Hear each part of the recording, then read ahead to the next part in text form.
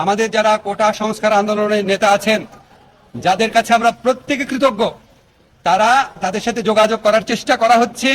তারা আসলে তাদের সাথে সকল ব্যাপারে আলোচনা করে সিদ্ধান্ত নেওয়া হবে।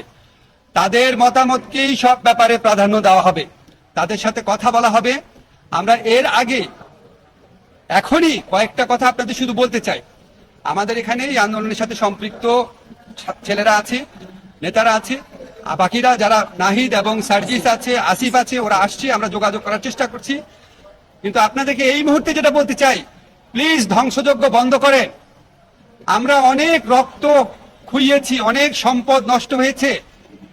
আপনারা প্লিজ লুটতরাজ, আক্রমণ, অগ্নিসংযোগ বন্ধ করেন। আমি বঙ্গভবনে আসার পথে আমি অনেক ফোন পেয়েছি, কান্না করছে এক মহিলা, কান্না করছে এক লোক।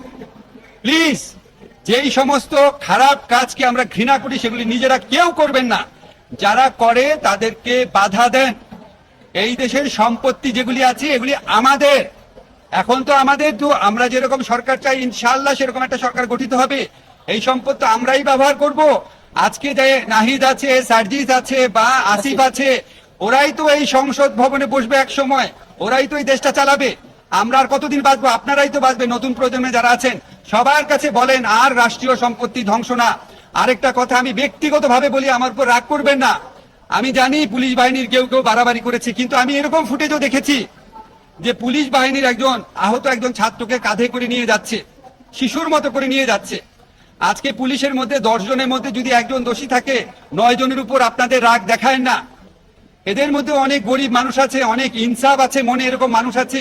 এই আন্দোলনের প্রতি সহানুভূতি ছিল, এরকম মানুষ আছে। ওনারা আমাদের দেশের মানুষ। যারা দোষী আছে তাদেরকে অবশ্যই খুঁজে বের করা হবে, বিচার করা হবে।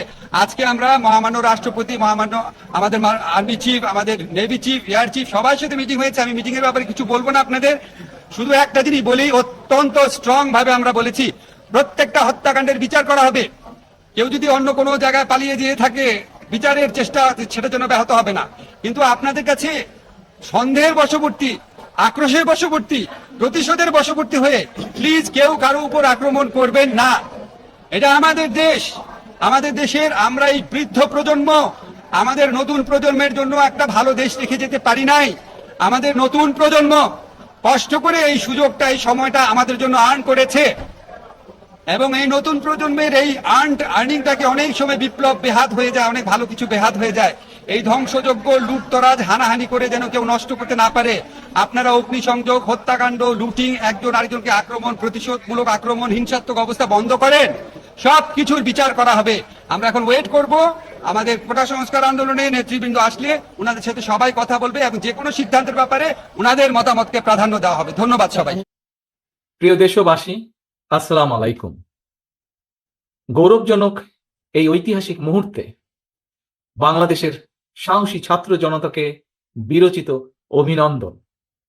হাজারো শহীদের প্রাণের বিনিময় জনতার ঐতিহাসিক এই বিপ্লবের মধ্যে দিয়ে গণহত্যাকারী খুনি হাসিনার পতন হয়েছে, রাহুমুক্ত হয়েছে আমাদের প্রিয় বাংলাদেশ। জনতার বিপ্লবের প্রথম ধাপ চূড়ান্তভাবে সফল হয়েছে। লাখো শহীদের প্রাণের বিনিময়ে অর্জিত বাংলাদেশ কখনো পরাজয় মানতে পারে না। এই ঐতিহাসিক বিপ্লবের মধ্যে দিয়ে আবারও প্রমাণিত হয়েছে, দল মত নির্বিশেষে সকলে ঐক্যবদ্ধ থাকলে এই বাংলাদেশকে কেউ কখনো পরাজিত করতে পারে না, পারবে না। প্রিয় দেশবাসী, বিজয়ের এই ঐতিহাসিক মুহূর্তে আমি আজ সেই সব মায়েদের প্রতি বিনম্র শ্রদ্ধা জানাই, এই গণবিপ্লবে যারা তাদের প্রিয় সন্তানকে হারিয়েছেন। এভাবে গত 15 বছরে ফ্যাসিবাদী শাসনকালে অনেক সন্তান তার প্রিয়তম পিতাকে হারিয়েছেন, অনেক স্ত্রী প্রিয়তম স্বামী হারিয়েছেন। গুম খুন অপহরণ করে অসংখ্য মায়ের বুক খালি করে দেওয়া হয়েছে। আপনাদের সন্তানের শহীদ মৃত্যু, স্বজনদের ত্যাগ, তিতিক্ষায় 2024 সালের 5ই আগস্ট প্রিয় বাংলাদেশ আরেকটি বিজয় দেখেছে। জনতার ঐতিহাসিক বিপ্লব সফল করতে গিয়ে অসংখ্য ছাত্র জনতা আহত হয়েছেন। বাসায়, হাসপাতালে কিংবা ক্লিনিকে চিকিৎসাধীন যন্ত্রণাবিদ্ধ সময় সমস্ত ভালোবাসা নিয়ে আপনাদের পাশে আজ সারা বাংলাদেশ।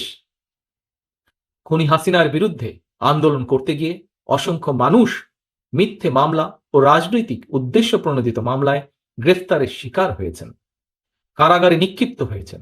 আমি অবিলম্বে তাদের বিরুদ্ধে দায় করা সকল মামলা প্রত্যাহার এবং তাদের কারামুক্তির দাবি জানাচ্ছি।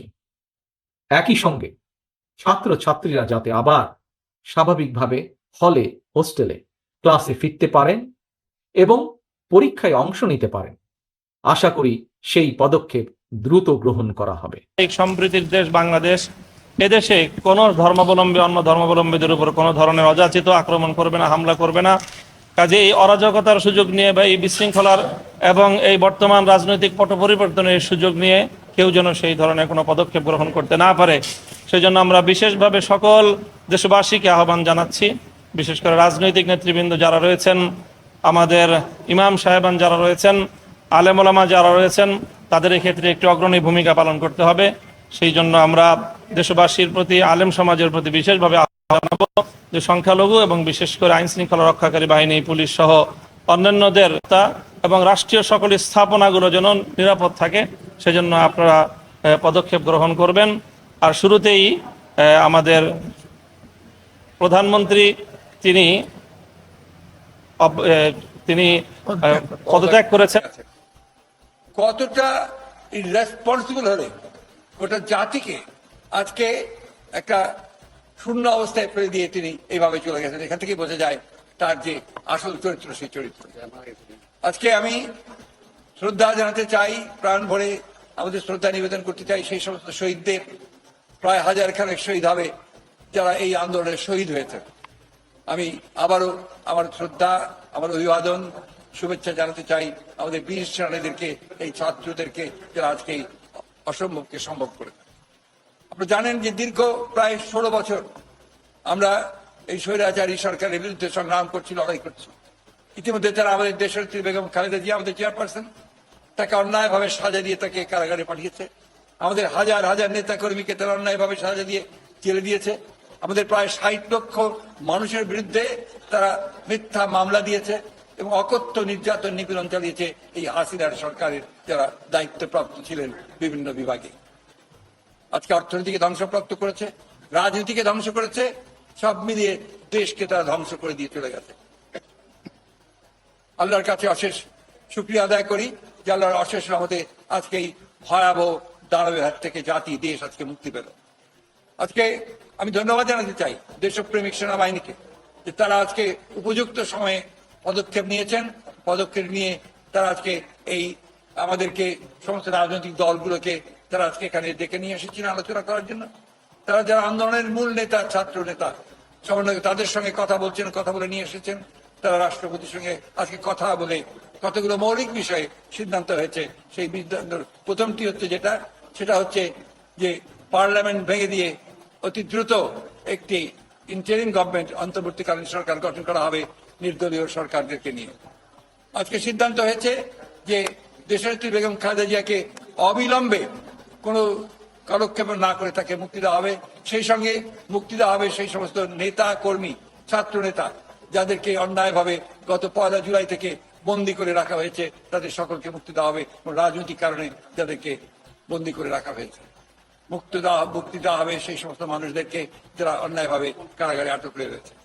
সিদ্ধান্ত হয়েছে যে এখন এই হাসিনার পালিয়ে যাওয়া পদত্যাগের পরে যে অবস্থা সৃষ্টি হয়েছে, সেই অবস্থা, বিশেষ করে আইন শৃঙ্খলা পরিস্থিতি যে অবস্থা সৃষ্টি হয়েছে, এই আইন শৃঙ্খলা পরিস্থিতিকে নিয়ন্ত্রণে আনার জন্য সমস্ত রাজনৈতিক দলগুলো তারা কাজ করবেন, ছাত্র নেতারা কাজ করবেন, ছাত্ররা কাজ করবেন। আমি আজকে আপনাদের মাধ্যমে এই আবেদন জানাতে চাই সমগ্র দেশবাসীকে যে আসুন, আমরা একটা বড় বিজয়, বড় সাফল্য অর্জন করেছি। সেই সাফল্যকে ধরে রাখতে আমরা যেন আবার সেটাকে অন্যদিকে প্রবাহিত না হয়, সেই জন্য নিজেরা সংযমের পরিচয় দেই। ক্রোধ, ঘৃণা বা প্রতিশোধের বশবর্তী হয়ে আমরা যেন কাউকে আক্রমণ না করি, কোনো প্রতিষ্ঠানের ক্ষতি না করি। বিশেষ করে আমাদের যে সমস্ত বন্ধুরা, ভাইয়েরা আমাদের সঙ্গে আছেন, আমাদের ধর্মীয়ভাবে তারা যা সংখ্যালঘু, তাদের উপরে কোনো যেন আক্রমণ না হয়, তাদেরকে প্রোটেক্ট করা, তাদেরকে রক্ষা করা কিন্তু আমাদের পবিত্র দায়িত্ব। তাই আপনাদের মধ্য দিয়ে আমি আমাদের দলের সকল স্তরের নেতা কর্মীদেরকে আবেদন জানাতে চাই যে আপনারা সবাই নেমে পড়ে এই ভয়াবহ যে প্রবণতা দেখা দিয়েছে, এই প্রবণতা থেকে দেশকে রক্ষা করুন। কাউকে সেই সুযোগ নিতে দেবেন না যে সুযোগে দুর্বৃত্তরা বা দুষ্কৃতিকারীরা অন্যের উপরে আঘাত আনবে। এই অনুরোধ আমি দেশবাসীকে জানাতে চাই যে আসুন আজকে জাতির এই ক্রান্তি লগ্নে আজকে আমরা সামরিক বাহিনীকে সহযোগিতা করব, একই সঙ্গে আমরা নিজেদেরকে ঐক্যবদ্ধ করে এই দেশকে রক্ষা করব এবং সমস্ত অন্যায় অত্যাচারের প্রতিবাদে আমরা আবার ঐক্যবদ্ধ হয়েছি। এই ঐক্যকে দৃঢ় করে রেখে দেশকে আমরা দেশের শত্রুদের হাত থেকে, বাইরের শত্রুদের হাত থেকে আমরা অবশ্যই তাদেরকে রক্ষা করব। এটাই হচ্ছে আজকে আমাদের সবচেয়ে বড় আবেদন আপনাদের কাছে।